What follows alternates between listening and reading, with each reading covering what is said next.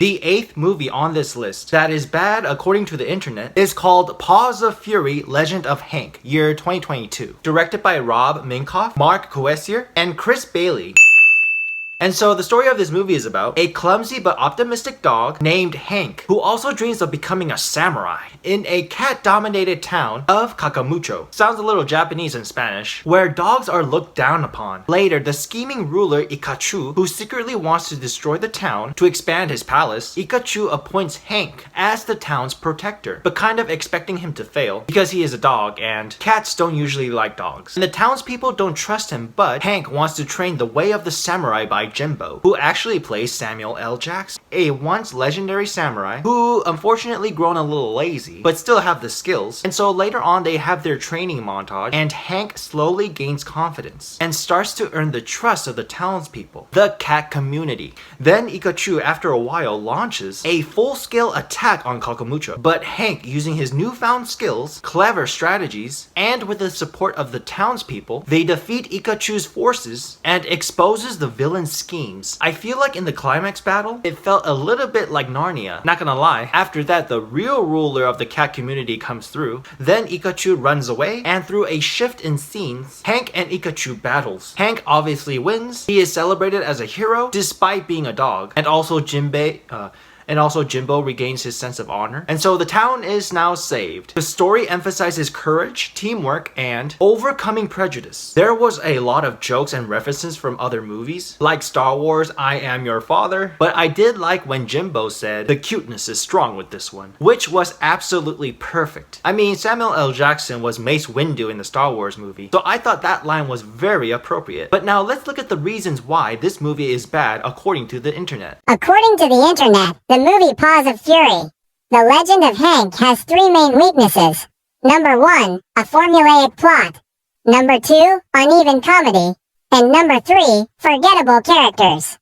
Now back to you. So the first one is formulaic plot. This one is kind of true. The story follows a very familiar underdog, get it, pun intended, and it has training to become a hero arc. This reminds me of Kung Fu Panda a little bit, and many others, which is fine, but also the plot and the final showdown didn't feel like there was any difference. It was too straightforward in a way that doesn't challenge the viewer's expectations. And okay, there were some funny-ish scenes here and there, but the growth was not all in there, or the growth wasn't as big or impactful enough. To me, it seemed like the villain actually defeated himself, which doesn't seem earned. Does kind of feel like the dog and his tutor has not been taking it too seriously or bringing it to the next level. And also, Hank growth feels rough, with little tension or setbacks that feels a little bit too quick and easy. In the movie, there was also no backstory or wisdom with Jimbo's role as a mentor. The training lacks emotional depth. At least with Master Shifu in Kung Fu Panda, we get a nice backstory and wisdom. So there you could see the problem. And I feel like the movie copied way too many different inspirations, with a lot of variety of movie scenes. So I will have to agree. The second one is uneven comedy. I agree, the comedy is everywhere. Jokes were all going at rapid fire, so you might get some hit or miss. The pacing of the jokes are sometimes uneven, sometimes doesn't tie in very well, naturally with the story. So the film could do better by blending humor into the story more effectively,